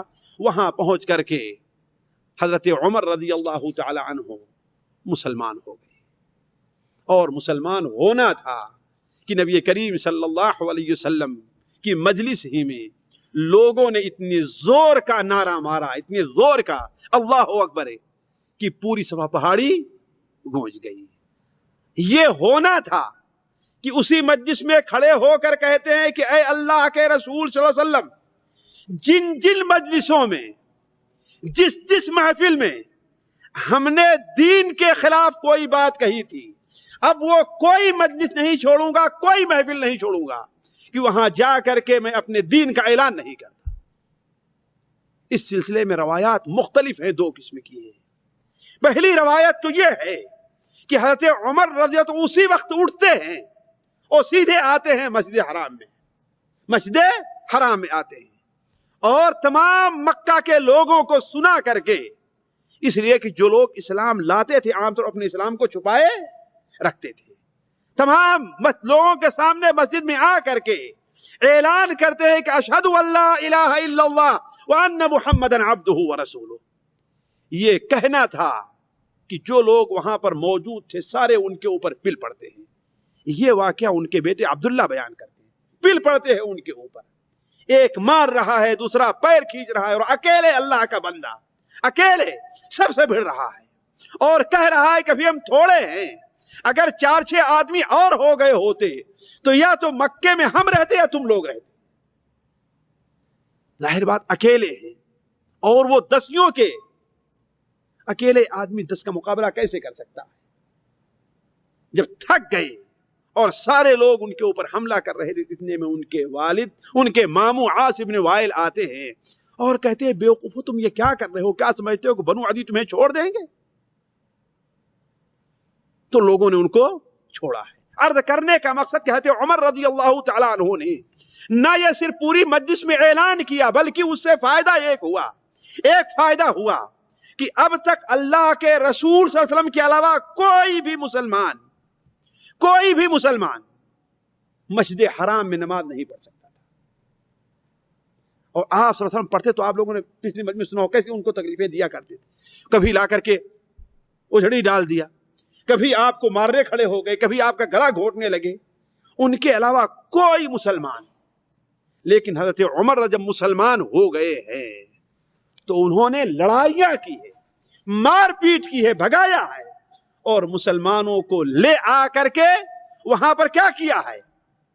نمازیں پڑھائی ہیں۔ چنانچہ حضرت عبداللہ بن مسعود بیان کرتے ہیں کہ جب سے حضرت عمر اسلام قبول کیے ہیں اس وقت سے ہمیں طاقت مل گئی ہے۔ ہم لوگ خانہ کعبہ کے پاس نماز نہیں پڑھ سکتے تھے، لیکن وہ مسلمان ہوئے تو ہم لوگوں کو لے کر کے جاتے تھے اور کہتے پڑھو یہاں پر نماز، تم اس مسجد میں اللہ کے عبادت کے زیادہ حقدار ہو۔ اور اگر کوئی آڑے آتا تھا تو تلوار لے کر کھڑے ہو جایا کرتے تھے۔ اس لیے کہتے ہیں کہ ما زلنا عزتا منذ اسلم عمر، جب سے حضرت عمر مسلمان ہوئے ہیں ہم لوگوں کو طاقت۔ یہ 1.5 سال کے اندر ساتھیوں کفار کے لوگوں کو بہت بڑا دھچکا لگا تھا۔ پہلی چیز کہ مسلمان ہجرت کر کے چلے گئے، دوسری چیز یہ ہے کہ وہاں لوگوں نے اپنا قاصد بھیجا تو وہ نامراد واپس آیا، تیسری چیز حضرت حمزہ مسلمان ہو گئے، چوتھی چیز حضرت عمر رضی اللہ عنہ مسلمان ہو گئے، اور پانچویں چیز کہ مکہ کے بنو ہاشم اور بنو مطلب کسی شرط پر نبی کریم صلی اللہ علیہ وسلم کو ان کے حوالے کرنے کے لیے تیار نہیں ہیں، تو مکمل بائی کاٹ کا ماحول پیدا ہو گیا۔ لیکن اس سے پہلے اس مرحلے کے چند اہم واقعات میں آپ کے سامنے اشارہ کرتے چلا ہوں۔ پہلا واقعہ، نبی کریم صلی اللہ علیہ وسلم نے، ظاہر بات ہے جو لوگ مسلمان ہوتے تھے لوگوں کے سامنے آپ ان کے ساتھ مل نہیں سکتے تھے، کبھی آپ نکل جاتے مکے کی پہاڑیوں میں کسی وادی میں لوگوں سے ملاقات کرتے۔ آپ لوگوں کو واقعہ یاد ہو، سعد بن ابی وقاص بیان کرتے ہیں کہ اللہ کے راستے میں سب سے پہلے خون ہم نے بہایا ہے۔ وہ کیسے؟ سب سے پہلے خون جو بہا اللہ تعالیٰ کے راستے میں جس مسلمان نے بہایا وہ کون ہے؟ کہا میں ہوں۔ کہا اس لیے کہ ہم لوگ مکے کی ایک گھاٹی میں بیٹھ کر کے نبی کریم آپس میں، آپ صلی اللہ علیہ وسلم نہیں تھے، آپس میں بیٹھ کر کے ہم لوگ کچھ سیکھ رہے تھے کہ کافروں کا ایک وفد آ گیا اور ہمیں روکنے لگا تو ہم نے تلوار چلائی ہے، تو ایک کافر کو چوٹ لگی، خون بہا ہے، وہ سب سے پہلا خون ہے اسلام کے بارے میں جو ہم نے بہایا۔ تو کیا تھا، اللہ کے رسول صلی اللہ علیہ وسلم عام مجمع میں لوگوں سے ملتے نہیں تھے، اور ظاہر بات ہر وقت دور چلے جانا، کہاں؟ گھاٹیوں میں بڑا مشکل تھا، لہذا مکے میں ایک جگہ متعین، ایک گھر متعین کر لیا تھا جہاں آپ لوگوں سے ملتے تھے اور لوگوں کو دین کی تعلیم دیا کرتے تھے۔ اسے دار ارقم کہا جاتا ہے۔ اسے کیا کہا جاتا ہے؟ دار ارقم۔ رسول اللہ تھے اس دم مقیم خانہ ارقم، حضوری میں جناب جناب حمزہ و ابوبکر تھے ہمدم، وہاں پر رہا کرتے تھے۔ یہ کہاں تھا ساتھیو؟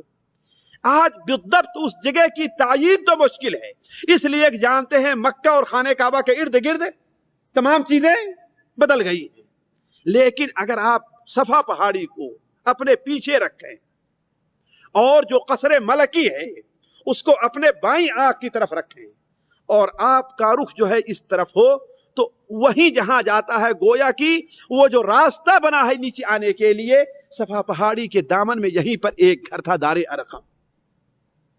آپ صلی اللہ علیہ وسلم نے اس جگہ کا انتخاب کیوں کیا تھا؟ اس لیے کہ یہاں خانہ کعبہ میں آنے جانے والوں کی بھیڑ لگی رہتی تھی، جو قریب کا گھر رہتا تھا لوگ اس میں پناہ لیتے تھے، تو لوگوں کو شبہات نہیں ہوگا۔ دوسری چیز یہ ہے کہ انہی دنوں میں اللہ کے رسول صلی اللہ علیہ وسلم کے ساتھ ایک واقعہ پیش آیا جس پر ایک سورت نازل ہوئی قرآن مجید۔ ہوا یہ کہ نبی کریم صلی اللہ علیہ وسلم ایک مجلس میں تھے، امیہ تھا، ابو جہل تھا، عتبہ تھا، شیبہ تھا، یہ سارے بڑے بڑے لوگ تھے۔ آپ انہیں سمجھا رہے تھے، بتا رہے تھے، یہ آپ صلی اللہ علیہ وسلم دیکھیے، آپ صلی اللہ علیہ وسلم کے ساتھ اگرچہ وہ لوگ دشمنی کرتے تھے، لیکن یہ دشمنی اس بات میں آڑے نہیں آتی تھی کہ آپ ان کو دین کی بات بتلائیں، سمجھائیں، ان سے کچھ معاہدہ کریں۔ اتنے میں ایک بڑے مشہور صحابی اور جو پہلے اسلام قبول کیے تھے، نابینا تھے، عبداللہ ابن ام مکتوم آ جاتے ہیں اور کہتے ہیں اے اللہ کے رسول مجھے یہ چیز بتلا دیجیے، مجھے یہ بتلا دیجیے۔ چونکہ وہ دیکھ نہیں رہے کہ آپ کیا کام کر رہے ہیں، آپ کو ان کا آنا یہاں پر پسند نہیں آتا، یہاں آنا پسند نہیں آتا۔ ساتھیو، اسی لیے میں کہتا ہوں کہ اللہ تبارک و تعالی قادر مطلق ہے، اس کے علاوہ دنیا میں کوئی قادر مطلق نہیں ہے، اس سے بھول چوک کا امکان ہے، لیکن کوئی ضروری جو بھول چوک ہو اور گناہ بھی ہو۔ مصلحت اللہ کے رسول صلی اللہ علیہ وسلم یہی دیکھی کہ یہ تو مسلمان ہے ہی، ان کا ایمان پختہ ہے ہی۔ جس طریقے سے بسا اوقات آدمی اپنے بچے کی جھوڑی تم کنارے چلو، ہم ان سے باتیں کر رہے ہیں، اس کا مطلب نہیں کہ بچے سے اسے نفرت ہے اور دشمنی ہے۔ تو حضرت عبداللہ ابن ام مکتوم کے ایمان پر آپ کو اعتماد تھا، یقین تھا، لیکن اس مجلس میں ان کا آنا اور آپ کو مشغول کرنا آپ کو پسند نہیں آیا۔ آپ صلی اللہ علیہ وسلم نے اپنے چہرے کا رنگ اور انداز بدلا، آپ کو جس سے ہوتا نا کسی آدمی کا آنا پسند نہ ہو، اور آپ ان کے ساتھ مشغول رہ گئے۔ اللہ تبارک و تعالیٰ کو یہ چیز پسند نہیں آئی۔ اللہ نے قرآن مجید میں آیت نازل کر کے اللہ کے رسول متنبہ کیا، عبس وتولی ان جاءہ الاعمی وما یدریک لعلہ یزکا او یذکر فتنفعہ الذکری اما من استغنی فانت له تصدی واما من جاءک یسعی وهو یخشی فانت عنہ تلہی۔ منہ بنائے، اعراض کیا، صرف اس وجہ سے کہ ایک نابینا آ گیا ہے، کیا معلوم آپ کو، ہو سکتا ہے وہ نصیحت حاصل کرے۔ جو لوگ تو آپ سے دور بھاگتے ہیں، آپ ان کے در پہ ہیں، اور جو آپ کے پاس اس لیے آتا ہے کہ نصیحت حاصل کرے، آپ اس سے اعراض کر رہے ہیں۔ کلا، ایسا نہیں ہونا چاہیے، کلا ایسا نہیں ہونا چاہیے۔ انہا تذکرہ، یہ قرآن نصیحت ہے، جسے نصیحت حاصل کرنا ہوگا نصیحت حاصل کرے گا۔ تیسرا واقعہ بڑا دلچسپ ہے ساتھیو۔ مکہ مکرمہ میں ایک پہلوان تھا رکانہ، اور پورے مکہ میں اور مکے میں آنے والوں میں کسی نے کبھی اس کی پیٹھ زمین سے نہیں لگائی تھی۔ سنن ترمذی کے اندر روایت ہے، اور ابو بکر الشافعی نے بڑی تفصیل کے ساتھ نقل کیا ہے، کسی نے مکے میں ان کی پیٹھ نہیں لگائی تھی۔ اور ظاہر بات اس قسم کے جو لوگ ہوتے ہیں وہ اپنا دنیا کے معاملات سے کچھ، انہیں اپنے ورزش کرنا ہے، کشتی لڑنا ہے، دنیا میں کیا ہو رہا ہے انہیں کچھ علاقہ نہیں رہا کرتا۔ کیا کیا انہوں نے کہ آپ صلی اللہ علیہ وسلم ایک بار کہیں گئے اور وہ بکریاں چرا رہے تھے، آپ سے کہتے ہیں کہ محمد اللہم صلی علی محمد، آپ کہتے ہیں کہ آپ اللہ کے نبی ہیں نا، آپ کو بڑی طاقت حاصل ہے، آپ اگر مجھے پچھاڑ دیجئے تو آپ کو 100 بکریاں دوں گا، مجھے آپ اگر پچھاڑ دیجئے تو میں آپ کو 100 بکریاں دوں گا۔ آپ نے کہا کہ ٹھیک، آپ ان کے ساتھ لڑے، تھوڑی دیر میں پٹک کر کے ان کے سینے پر بیٹھ گئے۔ عجیب جلدی میں یہ معاملہ ہوا کہ ان کو توقع نہیں تھی رکانا کو، کہا ٹھیک ہے دوبارہ چلیے، دوبارہ 100 بکریاں اور دیتا ہوں آپ کو، یقین ہی نہیں رہا تھا کہ مجھے کوئی پچھاڑ دے گا۔ دوبارہ پھر آپ سے بھیڑے اور آپ صلی اللہ علیہ وسلم نے بس دیکھتے ہی پھر انہیں پچھاڑ دیا اور پھر سینے پر بیٹھ گئے ان کے۔ چلیے تیسری بار 100 بکریاں اور دیتا ہوں، 100 بکریاں اور دیتا ہوں۔ تیسری بار بھی ہوا اور اللہ کے رسول صلی اللہ علیہ وسلم نے پھر پچھاڑ دیا اور پھر سینے پر بیٹھ گئے۔ ابھی آپ سینے پر بیٹھے ہوئے ہیں تو انہیں یقین ہو گیا یہ کوئی انسانی طاقت نہیں، کوئی غیبی طاقت ہے، یہ کوئی غیبی طاقت ہے۔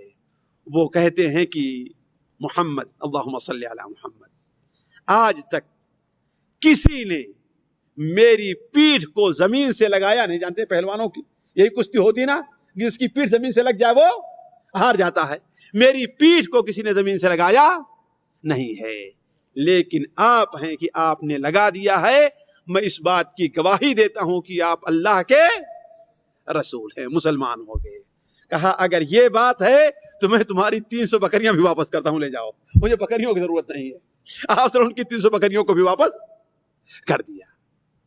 چوتھا واقعہ جو اس سلسلے میں بڑا اہم پیش آیا وہ حضرت ابوبکر صدیق رضی اللہ تعالیٰ عنہ کی ہجرت کا ہے، اس لیے کہ حضرت ابوبکر صدیق رضی اللہ عنہ ان لوگوں میں تھے جو اپنے دین کا اظہار کرتے تھے۔ یہ حضرت عمر وغیرہ کی اسلام لانے سے پہلے کا معاملہ ہے، اظہار کیا کرتے تھے۔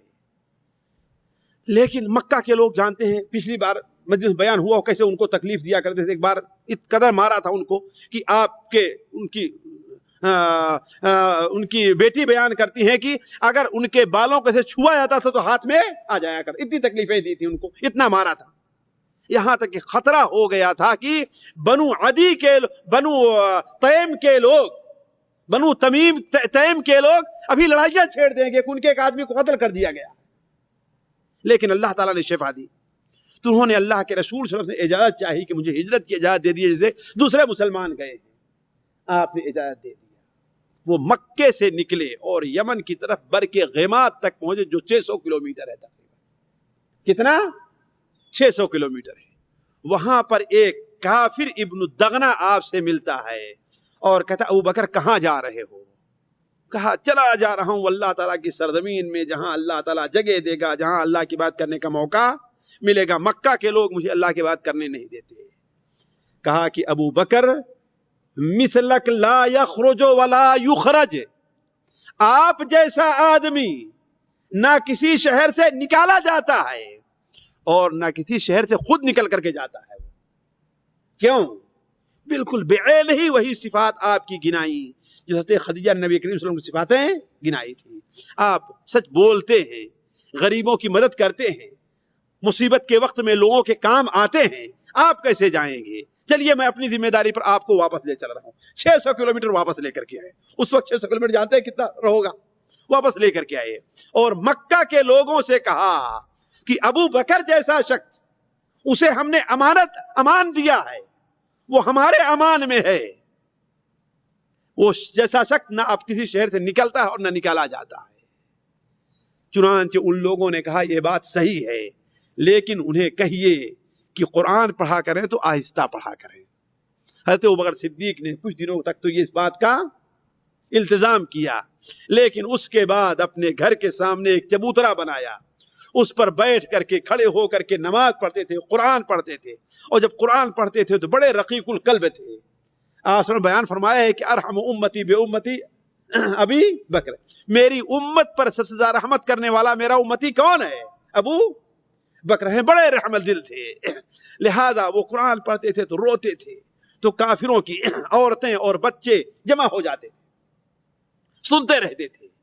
تو کافروں نے کہا کہ تو عجیب مسئلہ کھڑا ہو گیا ہے، جا کر کے ابن الدغنہ سے شکایت کی، بنو قارا کا سردار تھا، ابن الدغنہ سے شکایت کی کہا کہ آپ کی امان میں ہم نے دیا تھا، لیکن ان سے کہیے آپ کی امان میں رہنا ہے تو اپنے گھر میں جو کرنا ہے کریں، باہر نکل کر کے ہمارے بچوں کو برباد عورتوں اور بچوں کو خراب نہ کریں۔ حضرت ابوبکر نے کہا مجھے یہی کرنا ہے، تمہارے امان کی مجھے پرواہ نہیں ہے، جو میرے ساتھ کرنا ہوگا کریں۔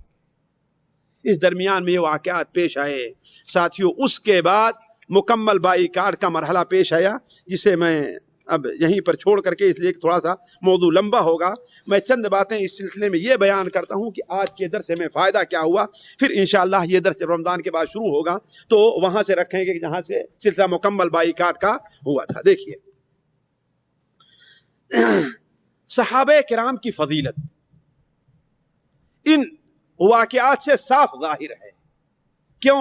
اس لیے کہ اللہ تبارک و تعالی نے انہیں اس لائق سمجھا، ان کے اندر اتنا ایمان دیکھا کہ وہ اللہ تعالیٰ کے نبی کی صحبت کے لیے مناسب ہے۔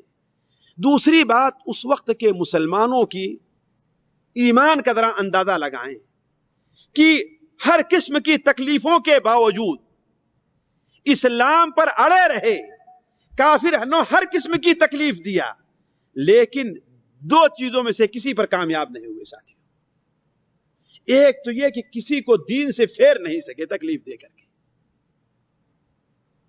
اور آپ لوگوں نے سمجھا ہے کیسی تکلیفیں دیا کرتے تھے کہ آگ کے انگاروں پر ساتھیوں لیٹنا سن لینا اور مسئلہ ہے، لیکن جب معاملہ تجربے کا ہے، پریکٹیکل کا ہے، تو اور مسئلہ ہوا کرتا ہے۔ آگ کے انگاروں پر لیٹنا سوچ کر کے انسان کی روح کانپ جاتی ہے، چہ جائے کہ ایک بار نہیں، دو بار نہیں، اور آگ کے انگارے جسم کی خون سے اور پیپ سے بجھ رہے ہیں، یہ کوئی معمولی چیز نہیں۔ لیکن اس کے باوجود بھی ایک شخص کو بھی نہ دین سے پھیر سکے ہیں، نہ کوئی آدمی اگر ایمان لے آنا چاہتا ہے تو اسے ایمان لانے سے روک سکے۔ ذرا غور کریں گے، دونوں میں سے کوئی کام نہیں کر سکے۔ یہ الگ بات ہے کہ ایمان لانے والوں کی رفتار کم آہستہ رہی ہے، لیکن جو ایمان لانا چاہتا تھا، جیسے حضرت عمر رضی اللہ تعالیٰ عنہ، انہیں تفصیل کا موقع ہے کہ میں بتا کتنی تکلیفیں دیا لوگوں نے، کتنا مارا ہے لوگوں نے، لیکن ایمان لانے سے روک نہیں سکے۔ دوسرا فائدہ، اللہ کے رسول صلی اللہ علیہ وسلم کے ساتھ اللہ تعالیٰ کی خصوصی رعایت، کہ اللہ تبارک و تعالیٰ مختلف خطرات سے آپ کو بچاتا ہی نہ تھا، بلکہ آپ کی تسلی کے لیے سامان پیدا کرتا تھا۔ جیسے پچھلی مجلس کے اندر ہم نے ذکر کیا تھا کہ اللہ کے رسول کو اللہ تعالیٰ نے معجزہ دکھایا کہ یہ دیکھیے، آپ کا مقام تو یہ ہے کہ درخت بھی آپ کی باتوں کو مان رہا ہے، آپ کیوں پریشان ہوتے؟ تو اللہ تعالیٰ جگہ رہ کر کے نبی کریم صلی اللہ علیہ وسلم کی ہمت افزائی کیا کرتا تھا۔ چوتھی چیز یہ کہ ساتھیوں اس بات کو ہمیں یقین رکھنا چاہیے کہ اللہ تبارک و تعالیٰ نے سب کچھ، جہاں تک بنانے، بگاڑنے، لینے دینے کا معاملہ ہے، یہ سب کچھ اللہ نے کس کے پاس رکھا ہے؟ اپنے ہاتھ رکھا ہے۔ کسی انسان کو یہ دیا نہیں، کسی انسان کو نہیں دیا۔ اس کی سب سے واضح مثال کیا ہے؟ حضرت ام سلمہ خود بیان فرماتی ہے کہ مکہ کے لوگ ہمیں تکلیف دیا کرتے تھے، تکلیف دیا کرتے تھے، اللہ کے رسول صلی اللہ علیہ وسلم کو تو آپ کی چچا کی وجہ سے رکاوٹ تھی، دوسرے لوگوں کے خاندان والے، لیکن کمزور جو مسلمان تھے انہیں کوئی بچا نہیں سکتا تھا۔ وَإِنَّ رَسُولَ اللَّهِ لَا يَسْتَطِيعُ دَفْعَ ذَلِكَ عَنْهُمْ، اور اللہ کے رسول صلی اللہ علیہ وسلم ان سے اس مصیبت کو دور نہیں کر سکتے تھے، دور کرنے کی آپ پاس طاقت نہیں تھی۔ تو یہ ایمان رکھنا چاہیے کہ ہر چیز کا مالک اور ہر چیز پر قادر کون ہے؟ اللہ تعالیٰ ہے۔ وہ اس میں سے جس کو جب چاہتا ہے جتنا حصہ دیتا ہے، اور جب چاہتا ہے نہیں دیتا۔ دیکھیے نبی کریم صلی اللہ علیہ وسلم کو اللہ تعالیٰ نے یہ طاقت دی کہ رکانا کو آپ نے کیا کیا؟ پچھاڑ دیا۔ یہ معجزہ دیا آپ کو۔ اور اللہ تعالیٰ آپ کو یہ معجزہ بھی دے سکتا تھا کہ بلال کو آپ تپتی ہوئی ریت پر لیٹنے سے آپ بچا لیتے، حضرت خباب کو آگ کے انگاروں پر لیٹنے سے بچا لیتے، لیکن اللہ نے آپ کو یہ طاقت، اسی لیے آپ کی زوجہ محترمہ ام سلمہ کیا کہتی ہے؟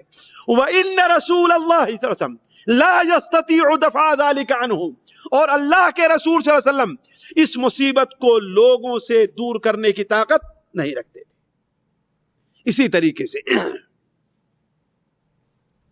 لوگوں کے دل اللہ تعالیٰ کے ہاتھ میں، اللہ تعالیٰ جب چاہتا ہے جس کے دل کو نرم کر دیتا ہے اسلام کے لیے کھول دیتا ہے، اور جب چاہتا ہے جس کے دل کو سخت۔ یہ مجھے بتائیں اللہ، حضرت ابو طالب اللہ کے رسول کے زیادہ قریب تھے صلی اللہ علیہ وسلم یا کہ حضرت عمر رضی اللہ تعالیٰ؟ جی ابو طالب تھے۔ اور کس کا دل زیادہ سخت تھا، ابو طالب کا کہ عمر کا؟ جی عمر رضی اللہ عنہ۔ لیکن اللہ تبارک و تعالیٰ نے حضرت عمر کے دل کو نرم کر دیا، جتنا ہی سخت تھا۔ ذرا آپ سوچیں عامر نے کیا کہا تھا کہ خطاب کا گدھا تو مسلمان ہو سکتا ہے لیکن عمر اسلام، یعنی یہ تصور تھا ان کے بارے میں۔ اس کے برخلاف ابو طالب کا دل اتنا نرم تھا لیکن اللہ تعالیٰ نے اسلام کے لیے نہیں کھولا، اسلام کے لیے، اور اسی حالت میں اس دنیا سے چلے گئے۔ تو دلوں پر کس کا قبضہ ہے؟ اللہ تعالیٰ کا۔ کسی دنیا میں کسی کو اللہ تعالیٰ نے یہ اختیار نہیں دیا ہے۔ اور ایک فائدہ یہ کہ قرآن کی قوت بیانی ساتھیوں اسی لیے واللہ میں کہتا ہوں اللہ نے قرآن میں بڑی تاثیر رکھی۔ پچھلے ہفتے جو ایک واقعہ ہم نے آپ کے سامنے رکھا قرآن کی تاثیر کا، کہ نبی کریم صلی اللہ علیہ وسلم نے قرآن کی آیت پڑھی اور ام جمیل انہیں دیکھ نہیں سکی۔ امام قرطبی نے خود بیان کیا کہ ہم نے آزمایا ہے کہ قرآن کی وہ آیتیں ہم نے پڑھ لی ہیں تو مجھے کافر دیکھ نہیں سکے۔ یہ تو ظاہری بات ہے۔ اسی طریقے سے قرآن کے پڑھنے کا اثر، اسی لیے بعض لوگ اس وقت جو غیر مسلموں پر غیر مسلموں کے بارے میں پر دین کا کام کرتے ہیں، ان کو دعوت دیتے ہیں، ان کی دعوت یہیں سے شروع ہی ہوتی ہے۔ سب سے پہلے قرآن مجید کی آیات پڑھ کے ان پر تلاوت کرتے ہیں ان کے سامنے۔ اس کا انکار نہیں کیا سکتا، اس کے فائدے ہے، اس کا ایک فائدہ ہے۔ اس لیے کہ قرآن کے اندر اللہ نے سمجھے نہ بھی آدمی پھر بھی عجیب سی تاثیر رکھی، جیسا کہ نجاشی اور اس کے لوگوں پر ہوا ہے۔ اور آخری بات یہ ہے ساتھیوں، اس کو ہمیشہ اور خاص طور پر اس وقت سامنے رکھنا چاہیے کہ اسلام سے جو دوسرے لوگوں کی دشمنی ہے وہ افراد اور جگہ کے لیے نہیں ہے، وہ افراد کے لیے اور جگہ کے لیے۔ اگر افراد کے لیے ہوتی اور جگہ کے لیے ہوتی تو جو لوگ مکہ چھوڑ کر چلے گئے تھے حبشہ، ہزاروں کلومیٹر دور، وہاں پیچھا کیوں کیا لوگوں نے؟ اسی طریقے سے آج بھی بعض لوگ دیکھیں نام کے صرف مسلمان رہتے ہیں، انہیں الحمدللہ پڑھنا بھی نہیں آتا ہے، پھر بھی باطل اسے قبول نہیں کرتا۔ بعض حکومتوں کے حاکم اگرچہ کمیونسٹ رہا کرتے ہیں لیکن مغرب یہ قبول نہیں کرتا کہ اس ملک کے اندر کوئی بڑی طاقت پیدا ہو۔ کیوں؟ انہیں خطرہ اس سے نہیں ہے، خطرہ یہ ہے کہ کہیں کچھ لوگ دین کے نام پہ آ کے اس طاقت کو ہمارے، وہ یہ چاہتے ہیں کہ اسلام کا نام نشانی لے رہ جائے۔ اسی لیے اس وقت دنیا میں دیکھیں گے کہ پورے مغربی دنیا کے لوگ کسی بھی اسلامی ملک کو طاقت میں آنے دینا نہیں چاہتے۔ تو اصل طاقت ان کی افراد سے اور ملک سے نہیں ہے، کس چیز سے ہے؟ اصل طاقت کیا ہے؟ اسلام سے ہے۔ اور یہ شیطانی حربہ ہے جو شیطان اپنے چیلوں کو سکھلاتا ہے۔ اور اس بات بھی توجہ دے لیں، حضرت جعفر رضی اللہ تعالیٰ عنہ کے، اور اس پر ایک مسلمان کو سوچنا چاہیے۔ آج ہمارے بہت سے بھائی لوگ ہیں، بہت سے لوگ، اور عام طور پر سوال ہوتا ہے، ابھی قریب ہی ہم سے سوال ہوا، بہت سے لوگ ہیں کہیں نوکری کا مسئلہ ہوا اور وہاں تو ہمیں نماز پڑھنے کا موقع نہیں ملے گا، مولوی صاحب کیا کریں؟ تو کیا کرتے ہیں؟ ارے بھائی کھانے کے لیے بھی کچھ کرنا ہے، لہذا نماز پڑھنا چھوڑ دیتے ہیں۔